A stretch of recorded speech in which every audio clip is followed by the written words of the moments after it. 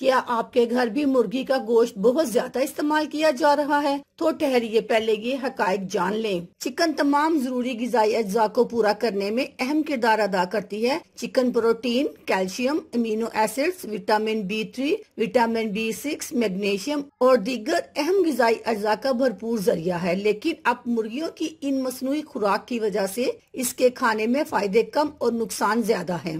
इसलिए कोशिश की जाए कि खाएं तो देसी मुर्गी खाएं, क्योंकि ब्रॉयलर मुर्गी का मुसलसल इस्तेमाल आपको बीमार कर सकता है। चिकन में कुछ ऐसे बैक्टीरिया भी पाए जाते हैं जो कि हमारे लिए खासे नुकसानदेह हैं। नंबर 1, सिल्मोनेला। ये एक बैक्टीरिया है जो कि मुतअद्दिद जगहों पर दस्तयाब मुर्गी के गोश्त में पाया गया है। ये बैक्टीरिया सारे जिस्म पर खतरनाक सोजिश पैदा कर सकता है। इससे बचने के लिए गोश्त को बुलंद दर्जा हरारत पर पकाना चाहिए। नंबर 2, ई मुर्गी के गोश्त में सिल्मोनेला से भी खतरनाक जरासीम ई बकसरत पाया जाता है। इसकी वजह से पेशाब की नाली का इन्फेक्शन हो सकता है।